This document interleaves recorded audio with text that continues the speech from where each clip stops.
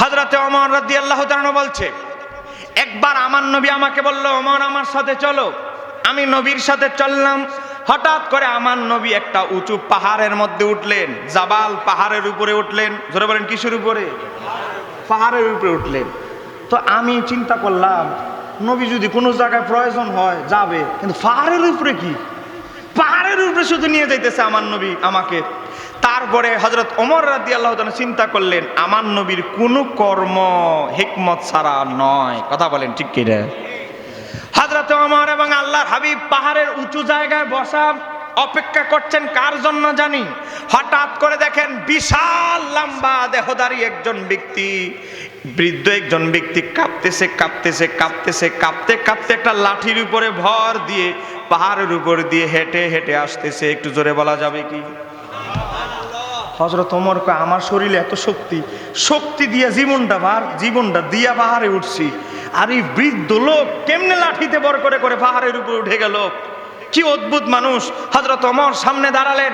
হযরত ওমর বললেন, এই ব্যক্তি তুমি কে? আগে তোমার পরিচয় দাও, তারপর আল্লাহর হাবিবের সাথে দেখা করো। সেই ব্যক্তি যখন হযরত ওমর যখন ওই লোককে ধমক দিতে লাগলো, আল্লাহর হাবিব বললেন, ওমর আমি তার জন্যই অপেক্ষা করতেছি, তুমি সরো। একটু জোরে বলেন না। তাহলে আমার নবীর সাথে সাক্ষাৎ করতে কে আসতেছে সেই খবর আমার নবীর কাছে আছে না নাই? একটু মনোযোগ দিয়ে শুনবেন। ওই ব্যক্তি আসলো। হযরত ওমর রাদিয়াল্লাহু তাআলা বলেন, ওই ব্যক্তিকে আমার জীবনে আমি দেখি নাই। ওই ব্যক্তি আল্লাহর হাবিবের সামনে আসলো, আল্লাহর হাবিবকে সালাম দিলেন। ফরাদ্দা আলাইহিস সালাম, আমার নবী তার সালামের জবাব দিলেন। আমি বাংলা নয়, আরবি টু আরবি হাদিসের কিতাব থেকে বলছি। আমার নবী ওই ব্যক্তির সালামের জবাব দিলেন। আমার নবী বললেন, এবার তোমার পরিচয় দাও। মানান্তা, তুমি কে? তোমার পরিচয় বিস্তারিত করে দাও। ওই ব্যক্তি কলা বলতে লাগলো, আনা হামা, আমার নাম হলো হামা। ওই যে জিন, ওই জিনে বলতেছে আমার নাম কি? হামা। আমার নাম আনা হামা, আমার নাম হামা, আমার বাবার নাম হাইম, আমার দাদার নাম লাকিস, আর আমার দাদার বাবার নাম হইল মিস্টার ইবলিশ শয়তান। তাহলে ইবলিশের নাতির ঘরে ছেলে হলো এই হামা। একটু গভীরভাবে চিন্তা করেন, ইবলিশের সরাসরি বংশধর, ইবলিশের নাতির নাম হলো লাকিস। এই লাকিসের নাতি হলো হামা। এই হামা বলতেছে, ইয়া রাসূলুল্লাহ আমার নাম হলো হামা, আমার বাবার নাম হলো হাইম, আমার দাদার নাম হলো লাকিস, আর আমার দাদার বাবার নাম হলো মিস্টার ইবলিশ শয়তান। তো আমার নবী বললেন, তুমি তো ইবলিশ শয়তানের বংশধর, তুমি আমাকে সালাম দিচ্ছ, আমার কাছে এসেছো, নিশ্চয়ই কোনো হিকমত আছে, রহস্য আছে, তোমার রহস্যটা খুলে বলো। একটু জোরে বলেন না সুবহানাল্লাহ। আমি কি রহস্যটা একটু বলবো? দেখেন হাদিসটা 1 পৃষ্ঠা, আরেক পৃষ্ঠা 2 পৃষ্ঠা, কিন্তু 2 পৃষ্ঠার হাদিসটা আমি 5 মিনিটে সংক্ষিপ্ত বলবো, কারণ আমার মূল আলোচনাটা না হয় চলে যাবে, আবার ছেড়ে চলে যাব। এজন্য মূল আলোচনাটা লক্ষ্যমাত্রায় রেখে আমার কথাগুলো বলছি। এবার দেখেন আল্লাহর হাবিব বলতেছে, তোমার পরিচয় বলো, তুমি আমাকে কিভাবে চিনলে? শয়তানের কাজ হলো আমার দুশ্মনী করা, আর তুমি আমার সালাম দিতেছো, সম্মান দেখাচ্ছ, আবার ইবলিশের বংশধর হয়ে। নিশ্চয় এখানে একটা ঘটনা আছে, ঘটনাটা আমাকে বলো। বলেন, আমার নবী জানে কি জানে না? জানে। এবার হামা বলতেছি, ইয়া রাসূলুল্লাহ, ইয়া হাবিবাল্লাহ, শোনেন তাহলে। আমার নবী বললেন, তোমার পরিচয় দেওয়ার আগে একটা জিনিস বলো, তুমি তো ইবলিশের নাতির ঘরে ছেলে, তাহলে তো বোঝা যায় তোমার বয়স অনেক বড়। ইয়া রাসূলুল্লাহ আমার বয়স কত আপনি জানতে চান? কলা, ওই ব্যক্তি বলতে লাগলো, কলা আমার বয়স হলো কি, কদ আফনাইতু দুনিয়া উমুরাহা ইল্লা কলিলান লায়ালি, আমার বয়স হলো কি জানেন? গোটা দুনিয়াটা, পৃথিবীটার যত বয়স, কয়েকটা রাত ছাড়া গোটা পৃথিবীর যত বয়স, আমার তত বয়স। একটু জোরে বলেন না সুবহানাল্লাহ। চিন্তা করে দেখেন, এত লম্বা হায়াতওয়ালা লোক আমার নবীর সামনে দাঁড়ায় আছে। এরপরে বলতেছি, ইয়া রাসূলুল্লাহ আমি কিভাবে আপনাকে চিনলাম? আমি কিভাবে সঠিক রাস্তায় আসলাম? আমি শয়তানের বংশধর হওয়ার পরে আমি হাবিল কাবিল 2 ভাইয়ের মধ্যে যে সংঘর্ষ লাগাই দিয়েছে, এক ভাইয়ের আরেক ভাইয়ের পিছনে যিনি লাগাই দিয়েছিল সেটা হলাম আমি এক ভাইয়ের দিয়ে আরেক ভাইয়ের হত্যা করেছি। কাবিল হাবিলকে হত্যা করেছে। হাবিল ছিল সৎ, হাবিল ছিল ভালো, দুই ভাইকে এক ভাইয়েরকে আরেক ভাইয়ের পিছনে লাগিয়ে দিয়েছি। লাগিয়ে দেওয়ার পরে আমি অনেক অনুতপ্ত হলাম। আমি চিন্তা করলাম কামটা করলাম কি, এক ভাইয়ের দিয়ে আরেক ভাইয়ের মেরে ফেললাম। আমি অনুতপ্ত হলাম, আমার কলবে একটু চিন্তা আসলো, যেই আল্লাহ আমাকে সৃষ্টি করেছেন সে আল্লাহর কাছে আমাকে ফিরে যেতে হবে। আমি জিন জাতির মধ্য থেকে সৃষ্টি হলো, আল্লাহ আমার থেকে হাসরের ময়দানে শিক্ষা নেবেন। আমি হামা চিন্তা করলাম আমার তওবা করা উচিত, তওবা করে আল্লাহর দিকে ফিরে যাওয়া উচিত।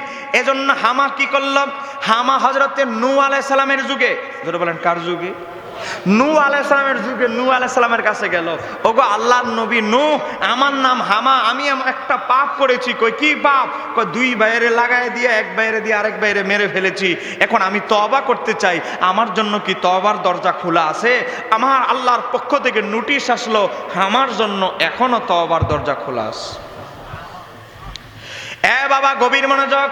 তো হামা তওবা করলেন, তওবা করে হযরতে নূহ আলাইহিস সালামের কাছে তওবা করে মুসলমান হয়ে গেলেন, উনার কালেমা পড়লেন। মনোযোগ, নূহ আলাইহিস সালামের কাছে তওবা করলেন, তওবা করে ঈমানদার হয়ে গেলেন। মনোযোগ, তো নূহ আলাইহিস সালামের হায়াত যখন শেষ প্রান্তে, নবীরা জানে তারা কখন মারা যাবে, বলেন জানে কি জানে না? এখন বুঝতে পারলেন নূহ আলাইহিস সালাম ওনার হায়াত আছে আর একদিন। তো এখন কয়দিন? তো নূহ আলাইহিস সালাম তার যত উম্মত আছে ডাকতেছে, কার জন্য কি দোয়া করতে হবে, আসো দোয়া টোয়া করে দিই, শেষ দোয়া। আমি তো আর নাই, আমি তো আর থাকবো না, কার কি দোয়া দরকার, দোয়া নেও। এখন নূহ আলাইহিস সালাম সবার জন্য দোয়া করলেন, নসিহত করলেন। এখন নূহ আলাইহিস সালামের উম্মতদের মধ্যে জিনও ছিল, হামারে ডাকলো, হামা তুমি তো আমার দীর্ঘদিন খেদমত করেছো, আমি যে কিস্তি নৌকাটা বানাইছি এর মধ্যে অধিকাংশ কাঠগুলো তুমি সংগ্রহ করে দিয়েছো, তুমি আমাকে অনেক খেদমত করেছো, এখন তুমি আমার কাছে কিছু একটা চাও, কি তোমার জন্য কি দোয়া করতাম বলো? হামা নূহ নবীর এমন আনুগত্য ছিল, হামা বলে, ও আল্লাহর নবী নূহ, আমি আপনার কাছে স্পেশাল কিছু চাওয়ার নাই, আপনার মন থেকে আমার জন্য যে দোয়াটা করা দরকার এমন একটা সুন্দর দোয়া আপনি আমার জন্য করে দেন। তো হামা এই কথা যখন বললেন নূহ আলাইহিস সালাম আরো বেশি খুশি হয়ে গেল। নূহ আলাইহিস সালাম বলল, তোমার জন্য এমন এক দোয়া আমি করতেছি, এই দোয়া আমি এমন এক দোয়া তোমাকে করে যাচ্ছি, দোয়া করার আগে তোমার কাছে আমি একটা ওয়াদা চাচ্ছি, তোমার কাছে আমি একটা দায়িত্ব দিব, তুমি কি আমার দায়িত্বটা পালন করবে? হামা বলে, আপনি খালি দোয়াটা আমার জন্য করেন, জীবন দিয়ে হামা আপনার দায়িত্ব পালন করবে, আপনি খালি দোয়াটা করে দেন। হামা যখন এই কথা বললো, আল্লাহর নবী নূহ আলাইহিস সালাম হাত উত্তোলন করলো, ও আল্লাহ, আমার অনুগত্যকারী তোমার সৃষ্টির একটা সৃষ্টি হচ্ছে জিন, এই হামার জন্য আল্লাহ আমি তোমার কাছে দোয়া করছি। নূহ নবী বলতেছে, ও আল্লাহ, হামাকে এত লম্বা হায়াত দাও, সে যেন আখিরি নবীকে না দেখে মারা যায়, তার লম্বা হায়াত তুমি বাড়ায় দাও।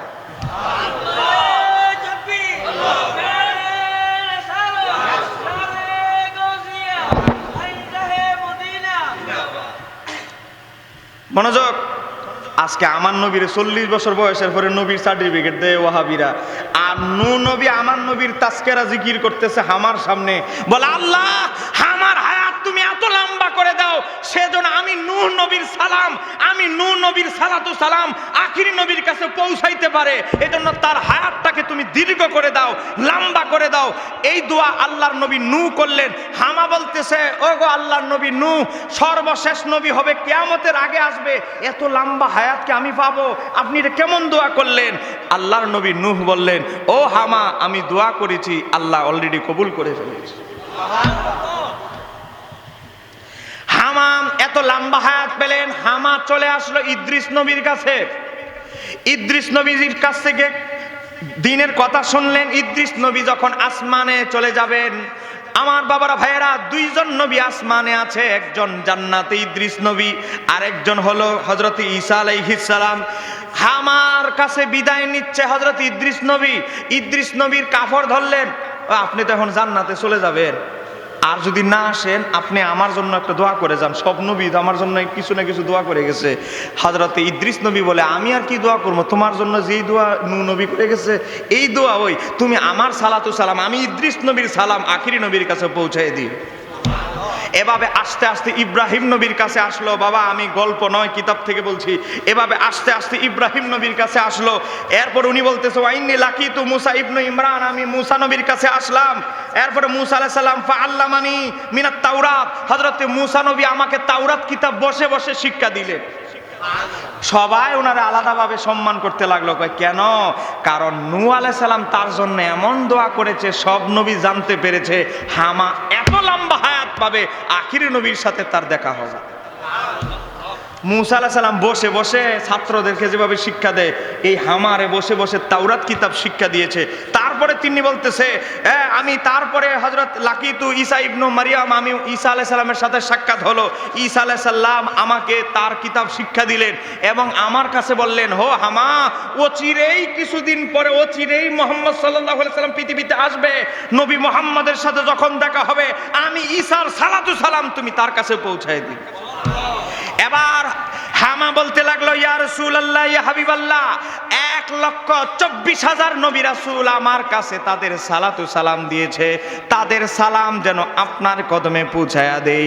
ইয়া রাসূলুল্লাহ, আমি হামার উপরে দীর্ঘ একটা দায়িত্ব দেওয়া হয়েছে, ভারী একটা পূজা আমার উপরে দেওয়া হয়েছে, বোঝা দেওয়া হয়েছে। 1,24,000 নবীদের সালাম আপনি কবুল করে। তাহলে আমার নবী যে নবী, 1,24,000 নবী রাসূল আমার কাছে দায়িত্ব দিয়ে গেছে, জিম্মাদারি দিয়ে গেছে। তাহলে আজকে যারা বলে 40 বছর বয়সে আমার নবী নবী, তারা 40 বছর পরে নাকি নবী জানতে পারছে নবী, তাদের আকীদা কি সঠিক আছে? তাদের আকীদা কি পূর্ববর্তী নবীদের সাথে মিল আছে?